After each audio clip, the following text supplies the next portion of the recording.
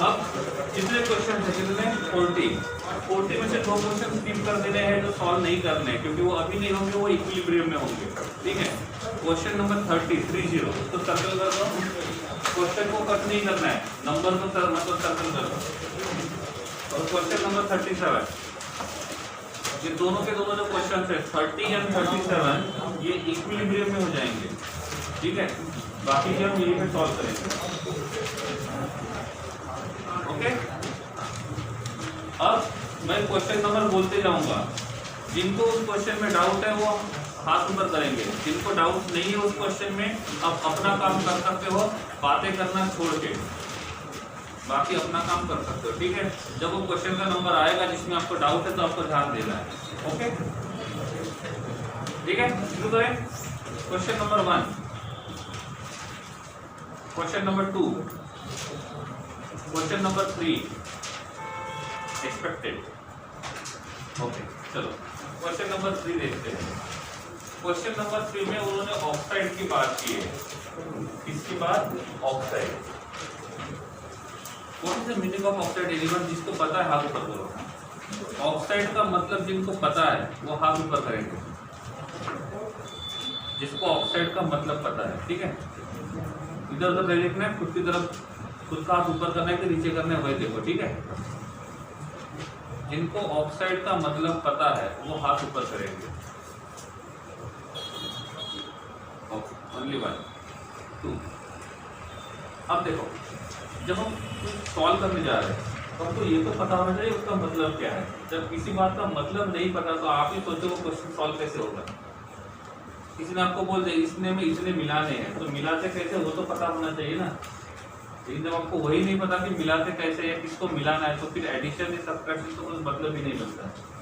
Same condition यहाँ पे भी है। माना कि ऑनलाइन पढ़े हो, कुछ तो आता होगा ना। चैप्टर 1 पढ़ रहे हैं हम लोग, वहाँ पे हमने लॉ पढ़े थे, कंजर्वेशन ऑफ मास से लेकर रेसिप्रोकल प्रोपोर्शन तक। अब ये नई स्टेटमेंट, लेकिन जनरली ये तो पता होना चाहिए कि इस लॉ में होता क्या है। क्योंकि ये भी पता नहीं रहेगा तो फिर क्या फायदा। जब क्वेश्चन में ऑक्साइड के बारे में पूछा है और आपको ऑक्साइड ही नहीं पता तो क्वेश्चन सॉल्व कैसे होगा आप बताओ। ठीक है, तो ऑक्साइड में मैंने आपको बोला था कंपाउंड्स को हमने टाइप क्लासिफाई किया था बाइनरी मॉलिक्यूल्स, और दूसरा हमने बोला था ट्राइनरी मॉलिक्यूल्स। केमिस्ट्री की खासियत है बेसिक क्लियर नहीं होगा तो आगे जाके कुछ मतलब नहीं बनता है। ध्यान में रखो, कहीं पे पूछते थे एटॉमिक मास नंबर कितना, एटॉमिक नंबर क्या है, वैलेंसी क्या है, इलेक्ट्रोनेगेटिविटी क्या है, वही नहीं पता तो काम क्या फायदा फिर। तो बेसिक्स क्लियर होने चाहिए, स्पेशली पहले 4 चैप्टर। और ऑक्सीडेशन नंबर, और किसी ने बोला तो स्ट्रक्चर बनाना नहीं आता है तो वो स्ट्रक्चर कैसे बनाते हैं वो ऑक्सीडेशन नंबर से पता चलता है। तो ऑक्सीडेशन नंबर रिडॉक्स में पढ़ेगा हमने। ये बेसिक्स पता होना चाहिए, कोई आगे जाके कुछ मतलब है अदरवाइज पढ़ेंगे एग्जाम में मार्क्स तो मिलेंगे लेकिन आगे जाके उसका फायदा कुछ नहीं होगा। तो बाइनरी मॉलिक्यूल्स और ट्राइनरी मॉलिक्यूल में फर्क ऐसा था, जिस मॉलिक्यूल में 2 टाइप के एटम्स होते हैं उसको हमने बोला था बाइनरी, और जिनमें 3 टाइप के एटम्स रहेंगे उसको बोलेंगे ट्राइनरी। टोटल एटम्स काउंट नहीं करना है, कितने टाइप के एटम्स है वो फाइंड करना है। एग्जाम्पल के लिए मैं यहाँ पे लिखता हूँ HNO3, इसमें कितने टाइप के एटम्स है?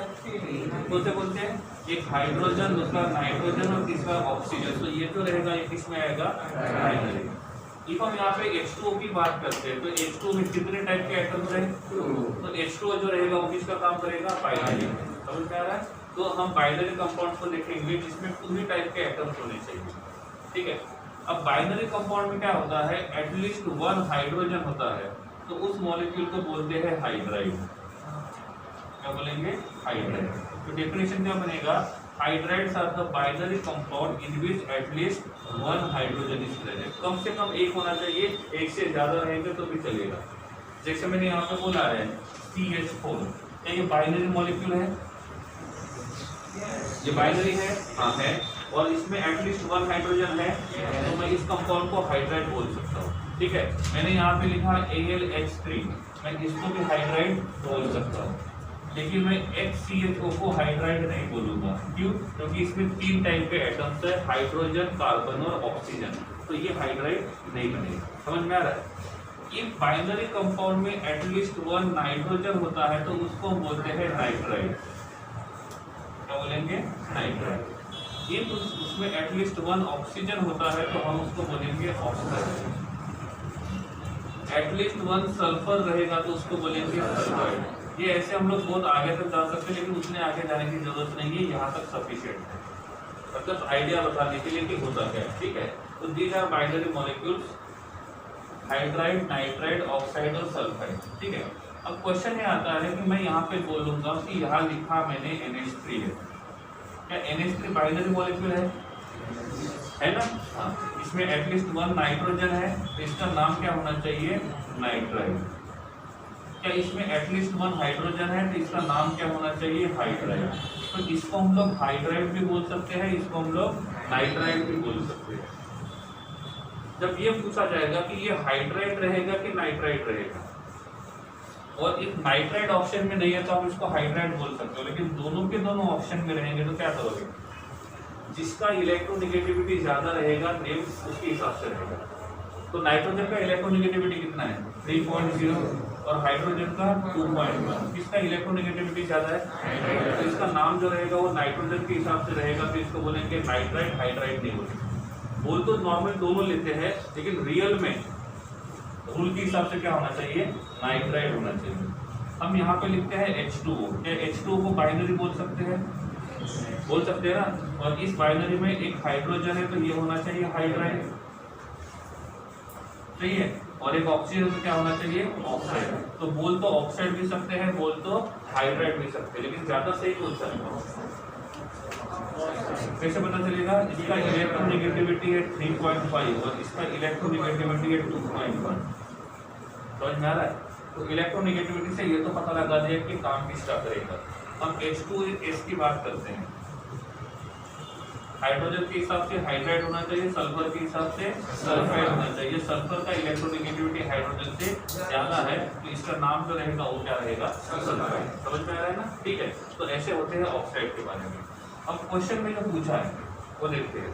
क्वेश्चन में पूछा है कि दो ऑक्साइड है। ऑक्साइड है मतलब दो एलिमेंट्स बने, उनमें से एक रहेगा ऑक्सीजन और दूसरा रहेगा कोई भी एक मेटल। तो उन्होंने मॉलिक्यूलर फॉर्मूला पूछा है, एक का दिया है दूसरे का पूछा है। ठीक है, तो पहले मैं जो पहला मॉलिक्यूलर मतलब पहला ऑक्साइड दिया है उसकी बात करता हूँ।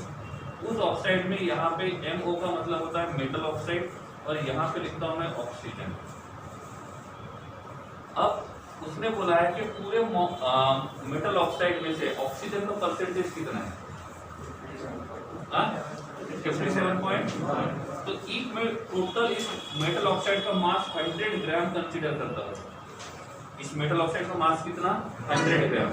तो उसमें ऑक्सीजन का मास कितना रहेगा? 57.1 ग्राम। सही है? ओके है, तो ये रहेगा इसका रेशियो। अब एक ऑक्सीजन का मास कितना है? 16। सही है ना? तो इससे ये फाइंड कर सकते हैं कि इस मेटल ऑक्साइड का मॉलिक्यूलर मास रियल में कितना होना चाहिए, क्योंकि अभी जो मास दिया हुआ है ना वो परसेंटेज में दिया है। आपको रियल में मास फाइंड करना है तो क्या करेंगे? 100 ग्राम ऑफ मेटल ऑक्साइड में 57.1 ग्राम ऑक्सीजन है, तो रियल में जब 16 ग्राम ऑक्सीजन रहेगा तो ये मेटल ऑक्साइड का मास कितना रहेगा? ये कितना आ रहा है? 28। इस 28 में से 16 ग्राम कौन है? ऑक्सीजन। तो मेटल जो रहेगा वो कितना रहेगा? 12 ग्राम। सही है? अब इसको मैं डिवाइड करता हूँ 286 में, और तो इसको डिवाइड क्या करूंगा? 282 में। क्लियर है? तो उसके इलेक्ट्रॉन्स इतने मान के कर देंगे, इसके पास इतने इलेक्ट्रॉन्स होंगे, इसके पास इतने इलेक्ट्रॉन्स होंगे। इलेक्ट्रॉन को डिस्ट्रीब्यूट कर दिया, तो इसका वैलेंसी कितना है? वैलेंस इलेक्ट्रॉन वैलेंसी दोनों अलग अलग कंसेप्ट है। वैलेंस इलेक्ट्रॉन का मतलब वैलेंशियल में कितने इलेक्ट्रॉन्स है, वैलेंसी का मतलब कितने इलेक्ट्रॉन ट्रांसफर करेगा। कितने इलेक्ट्रॉन ट्रांसफर करेगा? 2। तो इसका वैलेंसी कितना निकल गया? 2। अब इसके लास्ट शेल में कितने हैं? तो इसका वैलेंशियल के इलेक्ट्रॉन्स कितने हो गए? 2। और ट्रांसफर कितने करेगा? 2। तो इसका वैलेंसी भी कितना हो गया? 2। अब मेटल और यहाँ पे ऑक्सीजन, मेटल का वैलेंसी 2 है, ऑक्सीजन का वैलेंसी 2 है, सिंपल रेशियो क्या होगा 1:1। क्रॉस मल्टीप्लिकेशन करेंगे तो क्या बनेगा दिया है वो दिया है। इसका मतलब जिस मेथड से हम जा रहे हैं वो मेथड सही है। इफ ये गलत होता तो हमारा आंसर एमओ नहीं आता, कोई दूसरा आता। समझा? इसी मेथड से दूसरे को सॉल्व करते हैं। हमारे पास जो मेटल ऑक्साइड है और ऑक्सीजन, पहले समझ लो, ठीक है? समझ इसलिए लो क्योंकि ऐसा एक और क्वेश्चन है फिफ्थ वाला, वो नहीं करवा कर दूंगा, ये करवा कर दूंगा समझ, वो आपको खुद कर लेना है। मेटल ऑक्साइड का मास मान लेते हैं 100 ग्राम, तो उसमें कितना परसेंटेज ऑक्सीजन है 72.7 ग्राम। तो इन इसका मॉलिक्यूलर मास 100 मानते हैं तो उनमें से ऑक्सीजन कितना रहेगा 72.7, लेकिन रियल में ऑक्सीजन का मास कितना है, तो ये कितना रहेगा ये फाइंड करना होगा 22। ओके, इस 22 में से ऑक्सीजन कितना है 60, तो ये कितना बचा 60। कितने इलेक्ट्रॉन्स मान लेते हैं तो क्या होगा 286 और ये 2 and 4, सही है? ओके है। वैलेंसी कितना निकला 2 और इसका वैलेंसी 4। तो यहाँ पे मेटल है, यहाँ पे ऑक्सीजन है। मेटल कितना निकला 4 और oxygen 2। Simple ratio 2:1। Cross multiplication करेंगे तो AMO2। एक में देखो MO है, दूसरे में MO2 है। ये किस लॉ को फॉलो करता है? Law of constant proportion, law of multiple proportion. Law of multiple proportion मतलब एक का प्रोपोर्शन जो रहेगा वो सेम रहेगा और दूसरे का प्रोपोर्शन जो रहेगा वो मल्टीपल में रहेगा। यहाँ पे 1:1 है, यहाँ पे 1:2। क्लियर हो गया? चलिए आगे, ठीक है? नेक्स्ट पर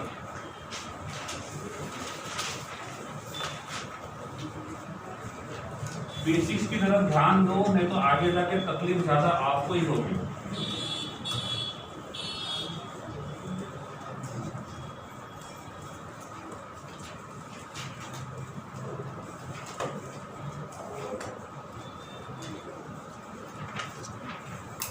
क्वेश्चन नंबर 4, क्वेश्चन 5 तो आपको सॉल्व कर लेना, ठीक है ना? Question 6, question 7, question 8, question 9, question 10। Okay, उन्होंने बोला है यहाँ पे सॉल्यूशन है HNO3 का, ठीक है?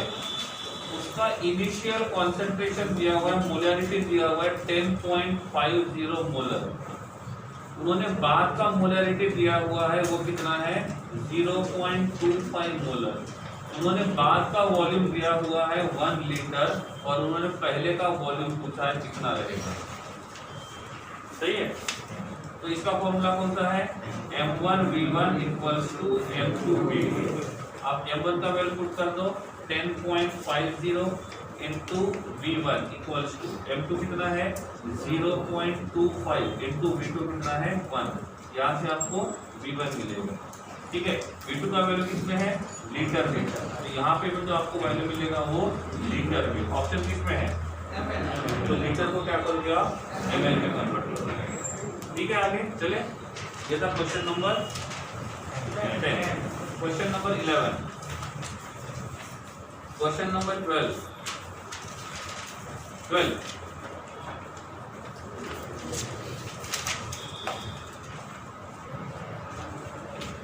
Number of gram of oxygen in 0.1 mole of Na2CO3 dot 10 mole of H2। जिस कंपाउंड के बाद डॉट लिख के H2O लिखा जाता है, ऐसे कंपाउंड को बोलते हैं हाइड्रस कंपाउंड, या तो इसको हाइड्रेट बोलते हैं। क्या बोलेंगे हाइड्रेट। हर किसी में वाटर का मॉलिक्यूल अलग अलग हो सकता है। जैसे यहाँ पे कितना दिया है 10, तो मॉलिक्यूलर फॉर्मूला क्या हुआ Na2CO3 dot 10 mole of H2O। ये इसका एक ही मोल है पूरे मॉलिक्यूल का। अब मैं आपको पूछता हूँ इसके 1 मोल में Na के कितने मोल्स है, कार्बन के कितने मोल्स है 1, हाइड्रोजन के कितने मोल्स है 20, ऑक्सीजन के कितने मोल्स है 30। नहीं समझा? ठीक है ना? तो Na कितने हैं 2 मोल्स, 1 मोल में 2 मोल्स, कार्बन कितने हैं 1 मोल, ऑक्सीजन कितने हैं 30 और हाइड्रोजन कितने हैं 20। सही है? ये है मोल्स का क्वांटिटी। क्वेश्चन में क्या पूछा है, number of gram of oxygen, oxygen पूछा है। ठीक है, ऑक्सीजन। ओके, तो ऑक्सीजन के मोल्स फाइंड कर लेते हैं। ठीक है, 1 मोल में कितने मोल्स प्रेजेंट हैं 30, तो 1 मोल में ऑक्सीजन के कितने मोल्स प्रेजेंट है 30। तो पूछा किसके लिए है, 0.1 मोल के लिए कितने मोल्स रहेंगे, कितने 1.3। सही है ना? ये समझा? ठीक है, तो 1 मोल है 1 मोल में 30 मोल्स किसके हैं ऑक्सीजन के, तो 0.1 मोल में ऑक्सीजन के मोल्स कितने रहेंगे 1.3। अब उन्होंने क्या पूछा है, मोल्स पूछा है, उसका मास पूछा है ना। तो क्या होगा 1 मोल ऑफ ऑक्सीजन मतलब O, हमने O काउंट किया, O2 नहीं, O2 होता तो यहाँ पे क्वांटिटी कम हो जाता 6.5 आता। ठीक है, तो हमने मोल पूछा है, तो 1 मोल का मास कितना है 16 ग्राम। तो कितने मोल का पूछा है 1.3 मोल का मास कितना रहेगा। क्या करना होगा, x equals to 16 multiplied by 1.3। Answer है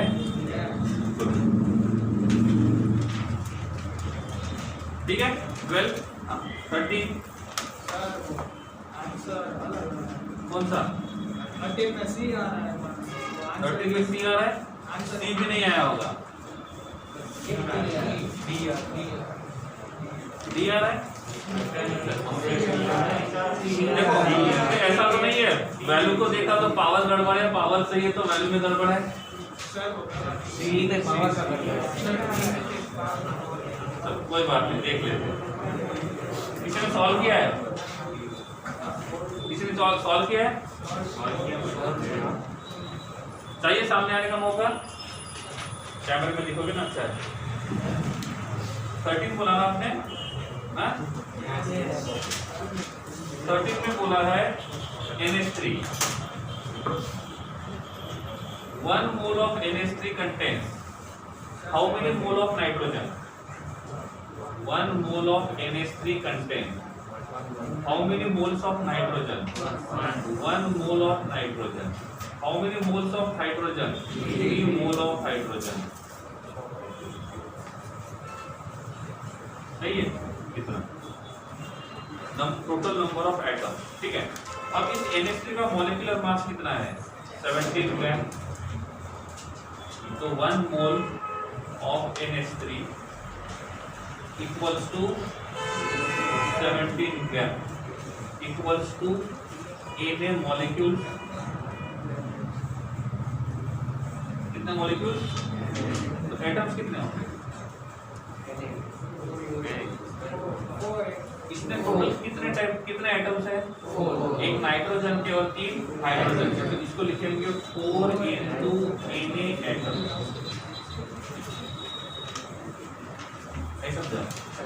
ठीक है ना? तो 1 mole of NH3 having mass of 17 gram, the number of molecules are Na, but 1 mole of Na having 4 atoms, 1 hydrogen, sorry 3 hydrogen, 1 nitrogen, so number of atoms will be 4 into Na। ये 4 into Na atoms किस में है 17 gram of ammonia, तो मैं लिखता हूँ 17 gram of ammonia contains 4 into Na atoms, then कितना है 8.5 gram of ammonia contains how many atom. क्या करना होगा, ओके कितना आएगा x equals to 8.5 into 4 into 6.022 into 10 to the power 23 divided by 70। Calculation करो तब तक कुछ नहीं बोलना है।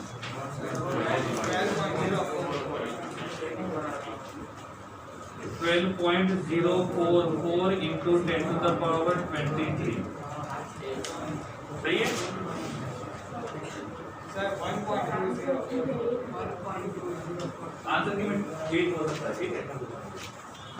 तो कितना है?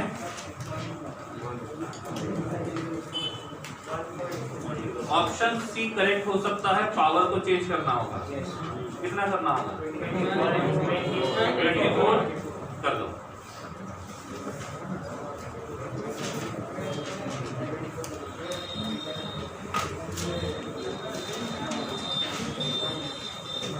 Clear? Okay. 14 empirical formula of sucrose. Empirical formula का मतलब होता है जो मॉलिक्यूलर फॉर्मूला है उसका सिंपल रेशियो। जैसे ग्लूकोज का मॉलिक्यूलर फॉर्मूला क्या है? C6H12O6। इसका सिंपल रेशियो क्या रहेगा?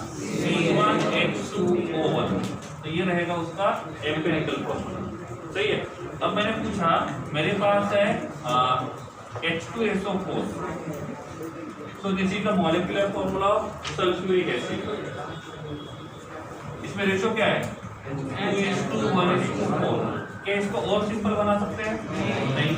तो यही इसका मॉलिक्यूलर फॉर्मूला रहेगा और यही इसका एम्पिरिकल फॉर्मूला रहेगा। उन्होंने पूछा किसका है?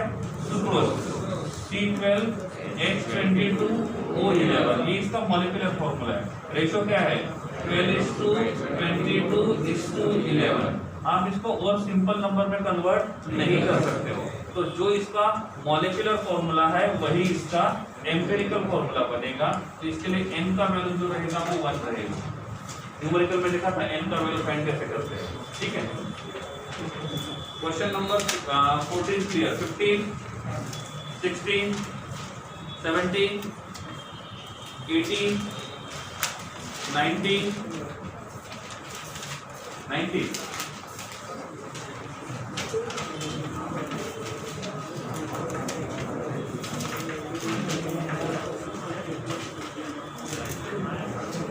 ओके, 19 में किसकी बात कर रहे हैं? Sucrose dissolved in 90 gram of water in a glass, number of oxygen atoms in this solution. ठीक है, ये ग्लास है, ठीक है?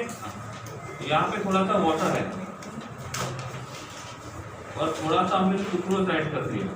सुक्रोज का मॉलिक्यूलर फॉर्मूला C12H22O11।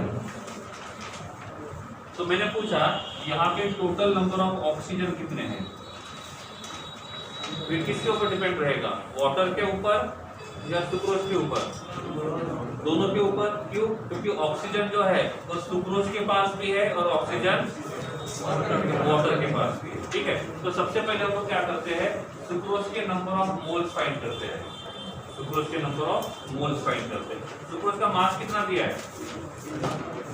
34.2 और इसका मॉलिक्यूलर मास है 332। तो नंबर ऑफ मोल्स कितने रहेंगे? 1, ठीक है? नंबर ऑफ मोल्स कितने रहेंगे? 1। तो इस 1 मोल में एटम्स कितने रहेंगे? सर ऑक्सीजन के नंबर ऑफ एटम्स कितने रहेंगे?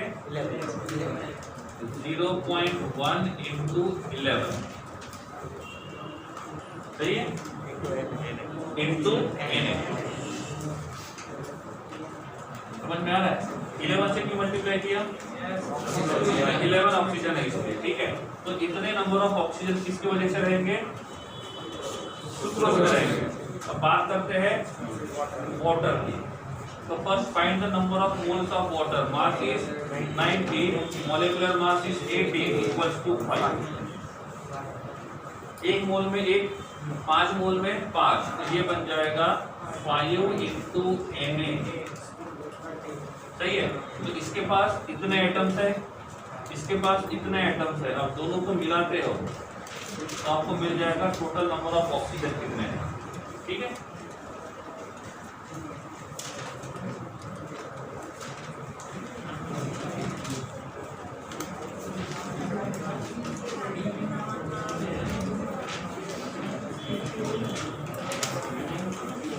ओके, ये था question number 19।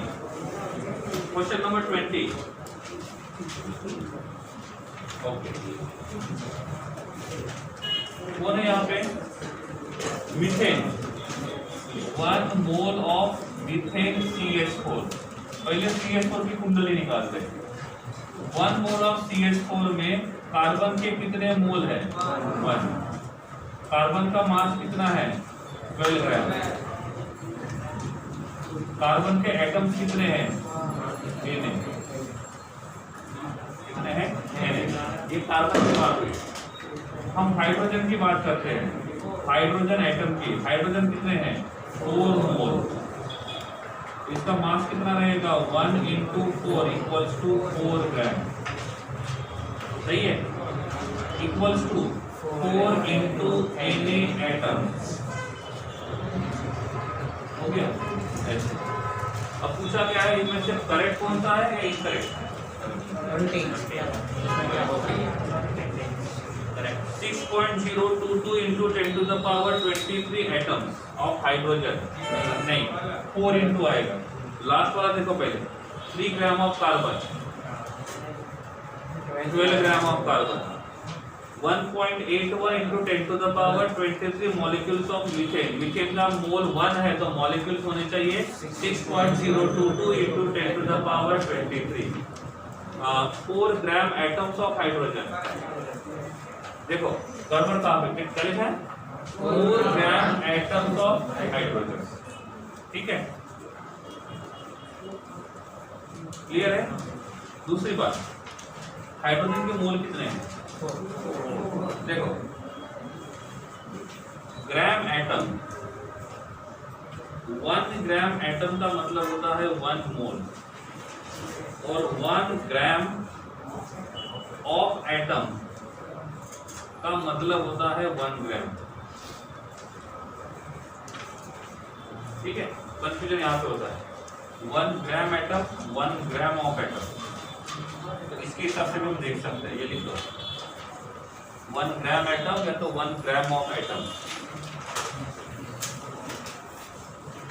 First page clear हो गया? देख लो, कुछ बाकी तो नहीं है।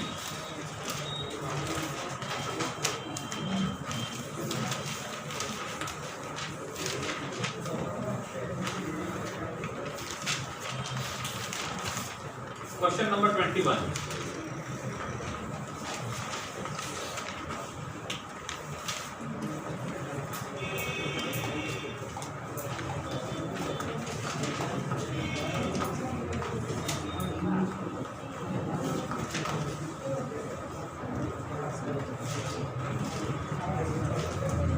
क्वेश्चन पढ़ो एक बार प्रॉपरली। क्वेश्चन पढ़ो, फिर बताओ क्वेश्चन में क्या लिखा है। क्वेश्चन पढ़ना है, जिसको पूछूंगा वो बताएगा क्वेश्चन में क्या लिखा है और क्वेश्चन क्या कहना चाहता है।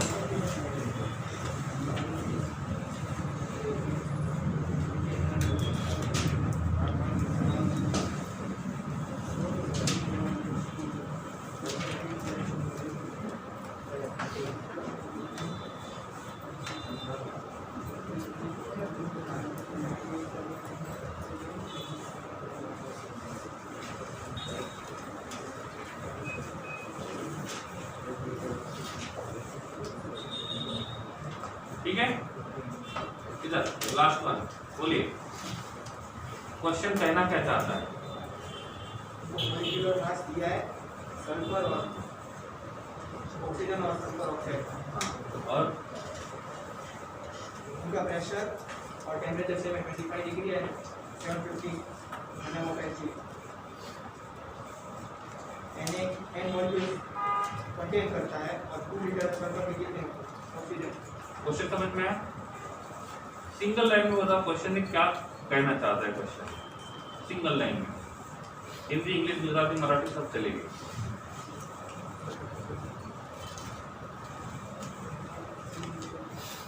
उनको दोनों के मॉलिक्यूलर मास दिए ऑक्सीजन और सल्फर ऑक्साइड। एक का ऑक्सीजन का लीटर दिया है तो उसके नंबर ऑफ मॉलिक्यूल्स दिए, और सल्फर का हमको लीटर दिया, उसको हमको मॉलिक्यूल फाइंड करना है। ऐसा है, बैठो। अब उन्होंने बोला है कि हम 1 लीटर ऑक्सीजन लेते हैं,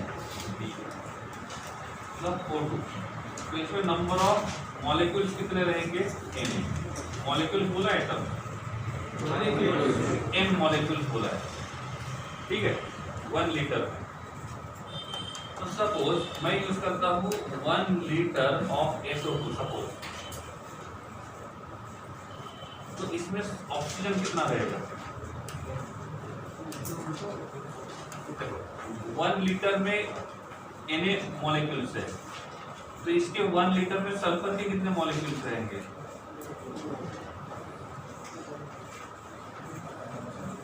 N मॉलिक्यूल्स। सपोज मैं यहाँ पे SO4 लिखता हूँ, तो क्या होगा? क्या होगा? 2N होगा, सही है ना? O2 की बात कर रहा हूँ मैं, O की बात नहीं कर रहा हूँ, ठीक है? तो 1 मोल ऑफ SO2 लेते, 1 लीटर ऑफ SO2 लेते हैं, तो उसमें ऑक्सीजन के कितने मॉलिक्यूल्स रहेंगे? नहीं समझा, ठीक है ना? तो 1 लीटर ऑक्सीजन में N मॉलिक्यूल्स है, 1 लीटर ऑफ SO2 में N मॉलिक्यूल्स ऑफ ऑक्सीजन है। सपोज मैंने इस 1 लीटर को हाफ लीटर कर दिया, तो क्या होगा? ये कितना हो जाएगा? Na/2 होगा या 2Na होगा? Na/2 done. ओके, कब? जब इसको आधा करता हूँ, इसको डबल करूंगा तो 2 लीटर ऑफ SO2 ये कितने मॉलिक्यूल्स रहेंगे? 2Na। पर क्वेश्चन पढ़ लो।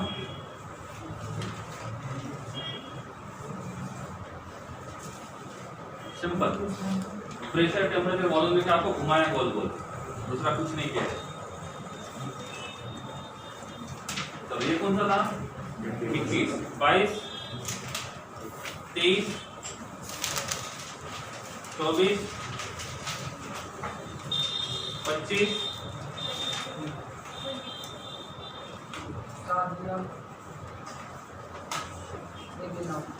क्वेश्चन नंबर कौन सा बोला? 22, 24, okay. Number of molecules present in 1 ml of water. 1 ml of water.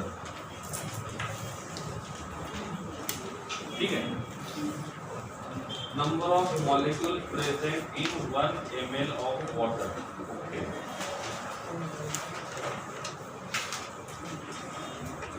if हम ऐसा करते हैं ना 22400 ml of water, क्या पूछे है? मॉलिक्यूल से एटम, मॉलिक्यूल।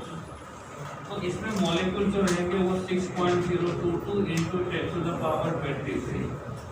तो 1 ml में कितने हैं? काउंट करके देखो, आता है क्या? ट्राई करो।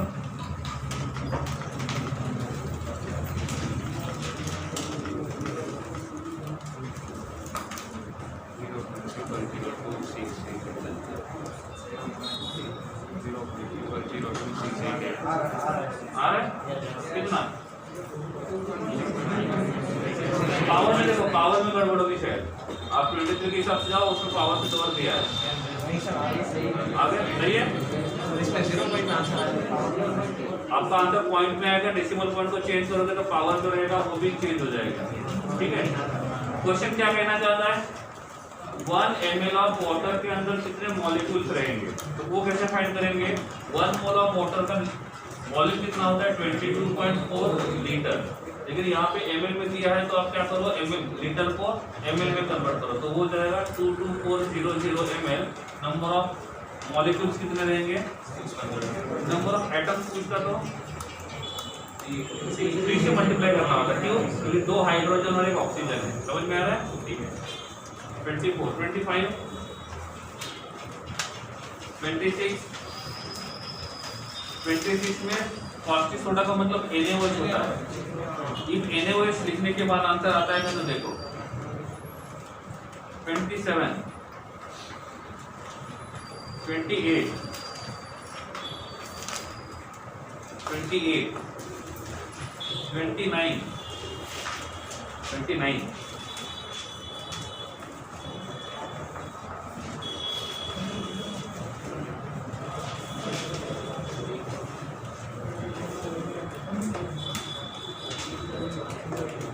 ठीक है, क्या पूछा 29 में? Total number of electron present in 3.2 gram of methane. पहले लिखते हैं मीथेन, ठीक है? पहले कंसीडर करते हैं 1 mole of methane.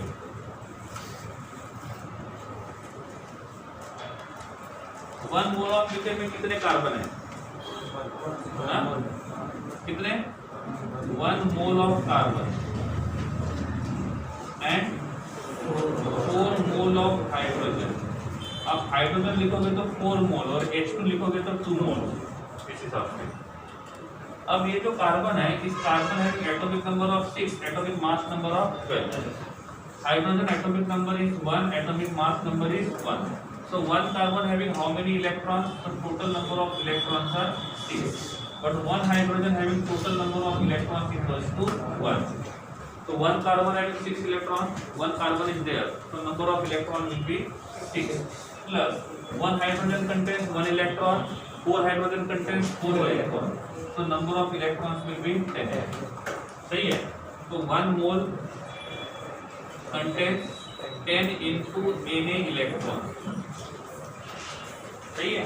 1 mole contains 10 into Na electron. तो मैं यहाँ पे लिख सकता हूँ 16 ग्राम ऑफ मीथेन, 16 ना, हाँ, कंटेन्स 10 into Na इलेक्ट्रॉन। ये स्टैंडर्ड हुआ? दिया कितना है? तो 3.2 gram of methane contains how many mole, how many electron. क्या करना होगा?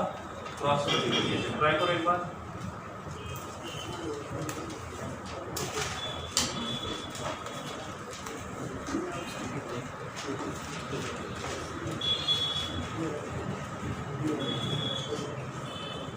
थर्टी तो आपको 30 बाद में करना है। 31, 32, 32। हीमोग्लोबिन जो होता है वो आयरन का बना होता है, लेकिन ये कम्प्लीटली आयरन का नहीं होता है। आयरन के साथ साथ वहाँ पे प्रोटीन्स होते हैं। क्या होते हैं? प्रोटीन। प्रोटीन में नाइट्रोजन होता है, हाइड्रोजन होता है, COOH भी प्रेजेंट होता है। ठीक है? तो 12th में आता है हीमोग्लोबिन का स्ट्रक्चर कैसे रहेगा। ठीक है? केमिस्ट्री में भी आता है। ठीक है? तो इस हीमोग्लोबिन के बारे में उन्होंने बोला है, क्वेश्चन में लिखा हुआ है the haemoglobin contains 0.33% of iron, the molecular mass of haemoglobin. तो सबसे पहले हमको देखना पड़ेगा कि इस हीमोग्लोबिन में जो आयरन है उसका मास कितना है। वो कैसे फाइंड करेंगे? Mass of iron equal to percentage of iron कितना है? 0.33 डिवाइडेड बाय 100। क्यों 100 से डिवाइड किया? परसेंटेज को नॉर्मल नंबर में कन्वर्ट करना है इनटू उसका टोटल मास। टोटल मास कितना है? 67200। तो यहाँ से आपको मिलेगा कि आयरन का कितना मास यहाँ पे प्रेजेंट है। 221.7। पॉइंट में थोड़ा सा डिफरेंस रहेगा, होना नहीं है। ठीक है? तो ये रहेगा इसका मॉलिक्यूलर मास। क्वेश्चन में पूछा क्या है? Number of iron. ठीक है? तो यहाँ पे जो आयरन मॉलिक्यूल्स है उसका मॉलिक्यूलर मास कितना है? एक आयरन का मॉलिक्यूलर मास दिया है, तो क्या करोगे? 221.7 डिवाइडेड बाय 56 अप्रोक्सीमेट। सही है? और वैसे भी एक हीमोग्लोबिन में 4 आयरन होते हैं, 4 साइड में, 4 कॉर्नर होते हैं। उसमें 2 अल्फा होते हैं, 2 बीटा होते हैं। 2 अल्फा में 2 आयरन बीच में रहेंगे, मतलब हीमोग्लोबिन ऐसा होता है। इसमें एक इस पार्ट को हीम बोलते हैं और प्रोटीन को ग्लोबिन बोलते हैं। दोनों को कंबाइन करेंगे तो हीमोग्लोबिन बनता है।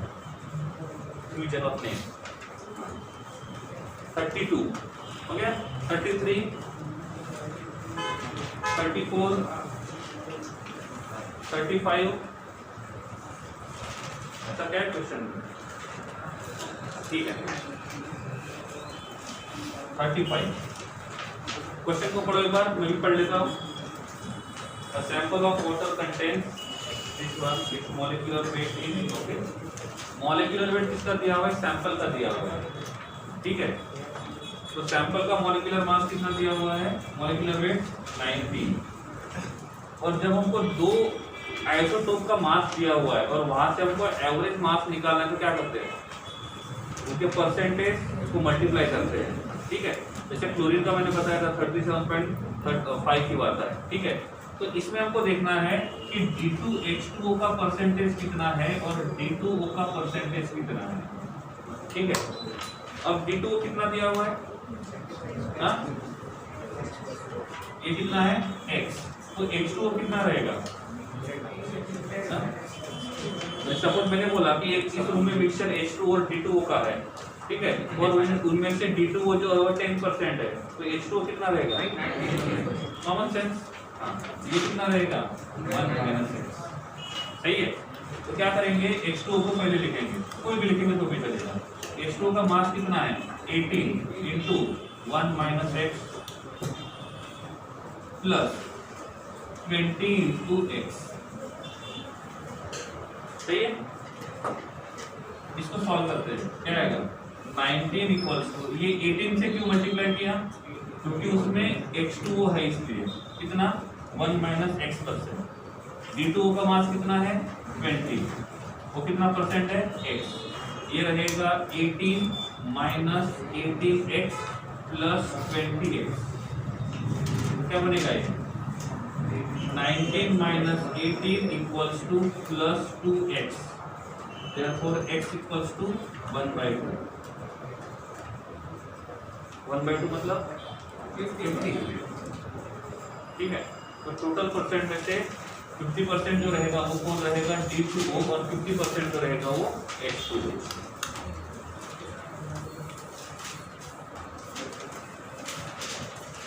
36 38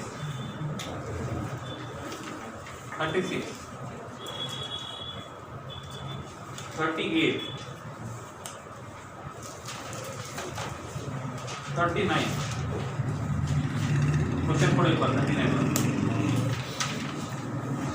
क्वेश्चन समझने की आदत डालो, ठीक है। आंसर आने से मतलब नहीं है, क्वेश्चन ने क्या कहा जब तक ये समझ में नहीं आएगा तो उसका आंसर निकाल कर भी कुछ मतलब नहीं है।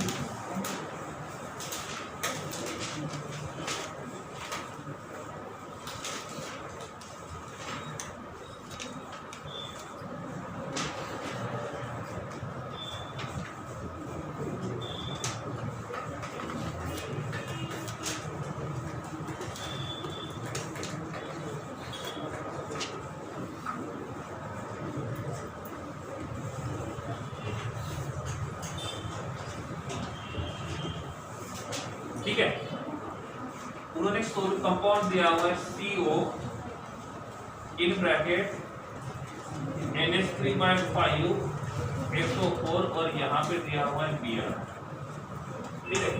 ये जो स्क्वायर ब्रैकेट है इसके अंदर जो कंपाउंड होता है उसको कोऑर्डिनेशन कॉम्प्लेक्स बोलते हैं, और कोऑर्डिनेशन कॉम्प्लेक्स में ऐसा होता है इफ हम इस कोऑर्डिनेशन कॉम्प्लेक्स को किसी सॉल्वेंट में ऐड करते हैं तो जो भी स्क्वायर ब्रैकेट के अंदर है वो डिसोसिएट नहीं होता है, डिसोसिएट वो होता है जो स्क्वायर ब्रैकेट के बाहर होगा। तो जैसे इसको सॉल्वेंट में ऐड करेंगे तो ये दोनों सेपरेट हो जाएंगे। नॉर्मली Br के ऊपर चार्ज कौन सा आता है +1 - 1, Br इलेक्ट्रोनेगेटिव है तो उसके ऊपर चार्ज कितना रहेगा -1, तो कॉम्प्लेक्स के ऊपर चार्ज रहेगा +1। मतलब ये आपको एक कटायन देगा और एक अनायन देगा। इनमें से हमारे काम का जो है वो Br- है, कौन है Br-, सही है। अब उन्होंने दिया है कि ये जो कंपाउंड है इस कंपाउंड का कॉन्सेंट्रेशन दिया हुआ है 0.02 मोलर इन हाउस 2 लीटर में, कितने लीटर में 2 लीटर में। तो इसका 1 लीटर में कितना होगा 0.01, सही है। तो 2 लीटर में इतना था तो 1 लीटर में इतना है। अब इफ हम इसका रिएक्शन AgNO3 के साथ करते हैं, इसके साथ AgNO3 के साथ, देखो अब मैंने बोला मेरे पास यहाँ पे है NaCl, ठीक है, और यहाँ पे इसका रिएक्शन मैंने कर दिया MgBr2 के साथ, इसके साथ MgBr डबल डिस्प्लेसमेंट जैसे। तो इनको तोड़ेंगे तो क्या मिलेगा, एक मिलेगा Na+, दूसरा मिलेगा Cl-, इनको तोड़ेंगे तो क्या मिलेगा, 1 मिलेगा Mg+2, 2 मिलेंगे Br माइनस। सही है।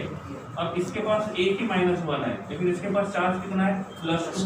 मतलब ये Mg+2 जो रहेगा वो कितने Cl को गेन कर सकता है, लेकिन इसके पास कितने हैं, मतलब इसके कितने मोल्स यूज करने होंगे, 2। तो यहाँ पे 2 रहेंगे Na+2 रहेंगे Cl माइनस। अब ये दोनों के दोनों Cl माइनस Mg+2 के साथ जाएंगे तो क्या बनाएंगे, MgCl2।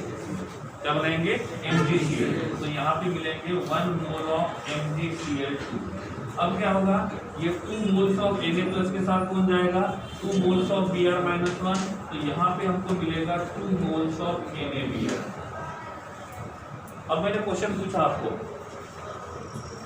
इसके 10 मोल यूज किए मैंने, कितने, 10 मोल, और इसका रिएक्शन मैंने MgBr2 के साथ किया, इसका रिएक्शन मैंने MgBr2 के साथ किया, तो मुझे कितने मोल्स ऑफ MgCl2 मिलेंगे, कितने मिलेंगे, 5। रेशो निकाला इसीलिए ना। अब देखो यहाँ पे जो हमको अनायन मिला इसके ऊपर चार्ज -1 है, और इन दोनों का रिएक्शन यहाँ पे करना है। इफ इसको हम तोड़ते हैं तो क्या बनेगा, ये Ag+1, और क्या बनेगा, NO3-1। तो ये Br के साथ कौन जाएगा, कौन जाएगा, Ag+, और ये Ag+ यहाँ पे जाएगा तो क्या बनेगा, AgBr। क्या बनाएगा, AgBr। अब मैंने बोले कि इसका क्वांटिटी बहुत ज्यादा है, बहुत ज्यादा है, एक्सेस में, लेकिन इसका क्वांटिटी मैंने यूज किया 100 मॉलिक्यूल्स। कितने मॉलिक्यूल्स, 100। अब इसका क्वांटिटी बहुत है तो इसके हिसाब से AgBr तो बहुत सारे मिलने चाहिए, लेकिन ये डिपेंड करता है कि जो Br- सप्लाई करने वाला है उसका क्वांटिटी कितना है। तो Br- का सप्लाई करने वाला क्वांटिटी कितना है, 100। तो इसमें तो Ag+ बहुत सारे हैं, लेकिन Br- का क्वांटिटी लिमिटेड है, कितना है। तो यहाँ पे हमको AgBr कितने मिलेंगे, 100 या अनलिमिटेड, क्यों, क्योंकि Br- का क्वांटिटी लिमिटेड है, तो हमको Br के हिसाब से प्रोडक्ट मिलेगा। ठीक है, समझा नहीं समझा। इसके 100 मॉलिक्यूल्स रहेंगे तो ये भी कितना मिलेगा, 100। अब उन्होंने बोला है कि 2 लीटर का के हिसाब से क्वेश्चन दिया। क्वेश्चन देखो जानबूझ के उन्होंने कंफ्यूज करने के लिए दिया है। क्वेश्चन में दिया है कि 2 लीटर वाला सॉल्यूशन, लेकिन रिएक्शन में नीचे लिखा है हमने 1 लीटर ही यूज किया। जनरली ऐसा होता है कि हम इसके हिसाब से जाते तो यही सोचते हैं कि हमने 0.02 मोल्स को यूज किया, तो ये कितना मिलना चाहिए, 0.02। लेकिन ऐसा नहीं है, क्योंकि क्वेश्चन में दिया कुछ और है और यूज कुछ और किया है। तो यूज जो किया है वो ये वाला यूज किया है, सही है। अब ये तो एक्सेस में है, तो ये तो बहुत सारा मिल सकता है उसके हिसाब से, लेकिन इसके हिसाब से कितना रहेगा, 0.01। सही है। तो पहला तो मिल गया कौन सा, y। ठीक है। अब बात आती है z, मतलब y कितना होना चाहिए, 0.01। अब बात आती है z की। z के साथ दूसरा वाला सॉल्यूशन मिक्स किया है। दूसरा वाला सॉल्यूशन कौन सा है, CO in bracket NH3/5 Br और ब्रैकेट के बाहर SO4। अब इनको हम लोग सेपरेट करेंगे तो क्या होगा, ये बन जाएगा स्क्वायर ब्रैकेट के ऊपर +2 और SO4 -2। SO4 के ऊपर हमेशा -2 आता है। अब ये SO4 -2 जो है एक, ये कितने के साथ रिएक्शन कर सकता है, 2 के साथ। तो जितना इसका क्वांटिटी यूज करेंगे उसका डबल क्वांटिटी, नहीं समझा। देखो ये SO4 -2 की -2 है। अब यहां से हमको पॉजिटिव के बारे में सोचना है। अब मैंने बोले मेरे पास 100 SO4 -2 है, कितने, 100, और मेरे पास 100 ही Ag+1 है। तो मुझे Ag2SO4 कितने मिलेंगे, इसके हिसाब से कितने मिलने चाहिए, क्योंकि ये एक मॉलिक्यूल बनाने के लिए एक मॉलिक्यूल सफिशिएंट है, लेकिन ये एक मॉलिक्यूल बनाने के लिए कितने Ag+ चाहिए, 2। तो एक SO4 से एक मॉलिक्यूल बनेगा, तो 100 SO4 से 100 बनने चाहिए। अब एक मॉलिक्यूल बनाने के लिए Ag+ कितने चाहिए, 2। तो 100 Ag+ है तो मॉलिक्यूल कितने मिलने चाहिए, 50। सही है ना। तो इसको कंट्रोल ये कर रहा है, ये नहीं। अब मैंने बोला कि ये एक्सेस अमाउंट में है, तो इसकी तरफ से कोई प्रॉब्लम नहीं है। तो जितना क्वांटिटी इसका रहेगा उतना क्वांटिटी समझ में आ रहा है ना। 40